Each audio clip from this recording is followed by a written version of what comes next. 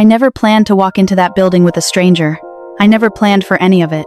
But the morning my mother-in-law's estate attorney called to confirm the will reading, I already knew something was wrong. My brother-in-law answered his phone on the first ring, and he never answers his phone. For 2 years, I had been the one answering. I had driven her to dialysis 3 times a week. I had learned which medications made her nauseous and which ones she could take on an empty stomach. I had sat beside her hospital bed in October when she stopped recognizing my face for 4 days straight, and then on the 5th morning, she grabbed my hand and said, "You're still here." I had slept on her pull-out couch for 11 weeks after her second stroke so she wouldn't be alone at night. My husband worked overnight shifts at the distribution center. We didn't have the luxury of taking turns. So I showed up, again and again, telling myself it wasn't about the house or the savings account. I told myself I did it because she had been kind to me when no one else in that family was, because she deserved better than an empty apartment and a calendar full of missed calls. My brother-in-law lived 40 minutes away. In 2 years, he came to see her 11 times. I counted, because when you're sitting in a dialysis waiting room at 6 a.m. for the 9th consecutive Tuesday, you start counting. She passed on a Thursday in late November. She went quietly in her own bed, which is what she had asked for. I was holding her hand. My brother-in-law arrived 2 hours later, and the first thing he did before even entering her room was open the drawer of the hallway console table and ask where she kept her important documents. I told him I didn't know. That was a lie. I knew exactly where they were, but something in the way he asked, brisk, efficient, not with grief or shock, but as if he had been waiting for a specific moment, made me close my mouth and wait until he looked away first. The weeks after her death moved, the way they always do. There was the funeral home, the obituary, casseroles from neighbors, long silences at the wrong times. My husband cried in the car on the way home from the service and didn't cry again. His brother didn't cry at all, as far as I could see. His wife, who I had met maybe 6 times in 3 years, stood at the reception in a black dress with the tag tucked inside the collar and told 3 different people that the deceased had been like a second mother to her. I said nothing. I am good at saying nothing when I need to. The will reading was scheduled for the 2nd week of December. The estate attorney's office was downtown on the 14th floor of a glass building 2 blocks from the courthouse. I had been there once before, about 18 months earlier.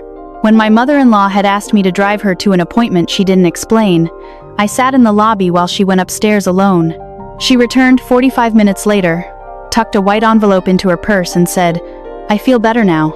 I didn't ask what she meant. We went to lunch at the diner she liked and split a piece of pie while she talked about the garden she planned to plant in the spring. She never got to plant it. The morning of the will reading, my brother-in-law called my husband. I was in the kitchen and could only hear one side of the conversation, but I heard my husband say, "What do you mean?" and then go quiet for a long time. When he came in, his face had the look it gets when he's deciding whether to tell me something. I waited. He said his brother had mentioned there might be a more recent version of their mother's will, drafted last spring, reflecting her true final wishes more accurately. I asked who had helped her draft it. He mentioned a name I didn't recognize. I asked if we had ever heard her mention this attorney. He said no. I told him we needed to be in that office at 9 a.m. sharp. The building had a revolving door that stuck slightly on the left side. I noticed a man on the sidewalk, standing near the corner, searching through an open leather briefcase with focused frustration, as if he had misplaced something important. He was older, late 70s, maybe 80, wearing a once good wool overcoat and immaculate dress shoes. His hands were shaking slightly. Not with age, I thought, but with cold. He hadn't found whatever he was looking for. He crouched down slowly, and I stopped. My husband kept walking. I went back through the revolving door and crouched beside him, asking if I could help. He looked up with sharp gray eyes and said he was looking for a business card with a suite number because he had forgotten the floor and his phone had died. I asked who he was meeting. He gave a name. I told him I was going to the same building and could walk him to the directory. He thanked me with a formality that felt natural, like someone who had been courteous his entire life, not as performance but practice. I carried his briefcase. He didn't argue, showing he was both sensible and proud. In the elevator, he asked what floor I needed. 14th, I said. He looked at me with mild curiosity and asked my name. I told him.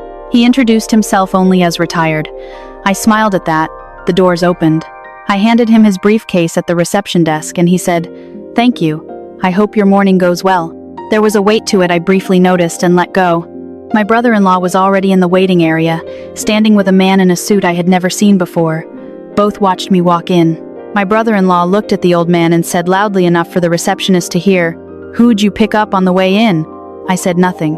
My husband put his hand on my arm. The old man had already turned toward the reception desk and was giving his name. The receptionist's expression shifted in a way I couldn't read. She made a polite phone call.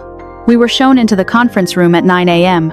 The estate attorney, who had been my mother-in-law's attorney for more than 15 years, sat at the head of the table. He was small and careful, wearing reading glasses on a chain, with a stack of documents squared precisely in front of him.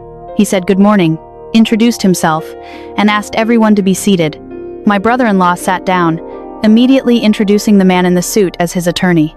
He said he had reason to believe the will on file didn't reflect the deceased's full and final intentions, and he had documentation, suggesting a more recent document existed. He placed a folder on the table with the confidence of someone who had rehearsed the gesture. The estate attorney looked at the folder but didn't reach for it. He said, "I'm aware of the document you're referring to. We'll address it." It was said like someone who knows the ending and is waiting for the room to catch up. My brother-in-law's attorney started to speak, and then the door opened. The man in the wool overcoat entered, carrying his briefcase and a pair of reading glasses. He took the empty seat at the far end of the table, set the briefcase down with a small precise click, and folded his hands. My brother-in-law said, "Who is this?" The estate attorney answered, "This is Judge Harold Mercer, retired. Prior to his retirement, he served 22 years on the probate bench in this county. He is here in a consulting capacity at my request." My brother-in-law looked at the judge, then his attorney. Something crossed his face he quickly masked with indifference that wasn't convincing. His wife stopped smiling. I looked at the judge. He gave me a small contained nod, meaning anything or nothing. The estate attorney put on his glasses and opened the original will. He read methodically. The house, the savings, personal effects, a small investment account she maintained for 30 years, all divided clearly and specifically. My husband and his brother were each named. So was I, with 2 words read aloud in her own phrasing. I had to look at the table for a moment. When the attorney finished reading, my brother-in-law's lawyer dernon, or not or not or nam, or nice evidence or naft or nines, a revised will, had been executed 7 months before the deceased's passing, in the presence of a notary and 2 witnesses, superseding all previous documents. The estate attorney removed his reading glasses and explained he was familiar with the document and had spent the past 3 weeks investigating its origins.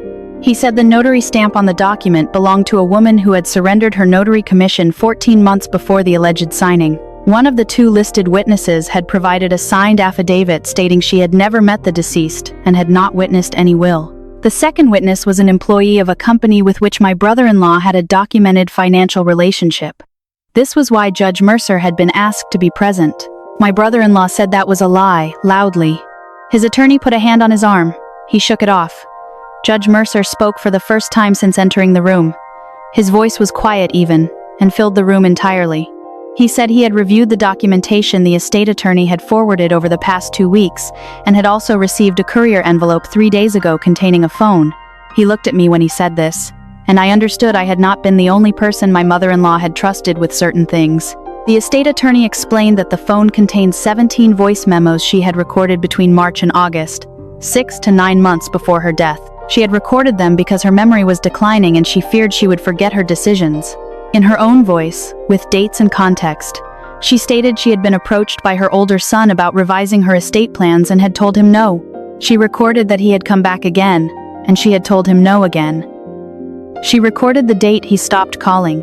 She also recorded that the person who had cared for her, who drove her, stayed nights, learned her medications, and remembered which side of the bed she needed help getting out of was the one she trusted with her wishes. She had recorded my name. My brother-in-law stood, his chair scraping back. He accused me of fabricating the recordings, manipulating a sick woman. He said it with the velocity of someone who had prepared speeches for a moment he hoped would never come. The estate attorney calmly stated that forensic metadata on the audio files confirmed the recording dates. The phone's GPS coordinates matched her home for every recording. Voice analysis was consistent across all 17 memos and matched verified prior recordings. The phone had been found by a family member, not me, in a sealed envelope in the back of a kitchen drawer, addressed and waiting. She had known someone might look. She had been more prepared than any of us had given her credit for. My brother-in-law's attorney leaned over and whispered something urgent. My brother-in-law sat back down. His indifference was gone, replaced by something smaller and colder. There was more, the joint account. She had added her older son to a household checking account 2 years earlier for convenience, so he could help with bills during her illness. The account, which held roughly $43,000 in September, had less than $800 by the time she passed. Withdrawals were made in cash in small increments over 14 months, avoiding automatic bank flags. There was no record of what the money had been used for, but a business debt belonging to a company registered in my brother-in-law's name was settled in full in October. The amount was $41,000. His attorney was writing something on a notepad in rapid small strokes. My mother-in-law's jewelry was gone. Not all of it. The cheaper pieces remained in the velvet tray in her dresser. But the diamond ring her late husband had given her on their 30th anniversary and the gold bracelet she wore every day for 20 years, only removed for surgery, were gone. I had noticed their absence the morning after her death and told myself I was wrong, that I had simply forgotten where she kept them. I told myself this for 3 weeks. I stopped when the estate attorney produced a receipt from a jewelry consignment store dated 5 days after her passing. 5 days. My husband beside me made a sound I had never heard. Not anger, something more foundational, the sound a person makes when a version of their life they were still holding closes. I did not look at my brother-in-law. I looked at my husband, put my hand over his, and left it there. Judge Mercer asked if the estate attorney had been in contact with the county prosecutor's office. He said yes. Documentation had been submitted 48 hours ago. The fraudulent will had been prepared by someone and submitted as a legal document, now treated as a separate filing by the district attorney. My brother-in-law's attorney excused himself and stepped outside. Through the glass panel beside the door, I could see him pacing in short, tight steps on the phone. My brother-in-law sat with his hands flat on the table, looking between the documents and the far wall. He had the look of a man who had been calculating something for a long time and finally understood the math was never in his favor. He turned to me and said quietly, "You did this." I replied, "She did this. I just drove her to the appointment." He said nothing further. The estate proceedings moved forward. The fraudulent will was formally invalidated. The original will stood. The matter of the joint account withdrawals and the jewelry sale was referred to the district attorney. 4 months later, I was told that my brother-in-law had accepted a plea agreement, 2 counts of elder financial abuse, and 1 count of filing a fraudulent legal document. The sentencing was 18 months, suspended to probation, with full restitution ordered. The restitution included the value of the jewelry, itemized and calculated from the consignment receipt, and the full amount of the withdrawn funds, plus interest. His wife filed for divorce 6 weeks after the will reading. I didn't ask for details. I only knew it had happened. My husband and I inherited the house. We didn't sell it immediately. In February, we spent a weekend there, just the 2 of us, going through her things with care, slowly, with stories attached to each object. He found her garden gloves in the mudroom closet, still dirty from the last time she had used them. He held them for a long time without saying anything. We left the kitchen the way she had kept it. The savings account covered the medical debt she had been too proud to mention, and left enough breathing room for us to feel a sense of relief we hadn't had in years. I keep thinking about what she said in those recordings. That she wanted things to be right, that she had done that she could to make them right, and that the rest was up to the people she trusted. I think about the morning in the elevator, the judge with his briefcase, his dead phone and cold hands looking for a sweet number. The way my brother-in-law's voice carried across the lobby when he asked who I had picked up on the way in, as if the answer couldn't possibly matter. I've learned that people who dismiss what they don't understand are almost always wrong about what it's worth. She knew that. She had known it her whole life. I think that's why she trusted me with the things that mattered, why she spent the last years of her life teaching me, without ever naming the lesson, that kindness is not a liability. It is the only asset that actually appreciates. I think about that sentence more than I expected. I think about it when I'm impatient, tired, or tempted to let something slide because no one is watching. She never said it out loud. I am saying it now for her, as I recount all of this for her, because she spent a long time in the dark, hoping someone would eventually turn the lights on.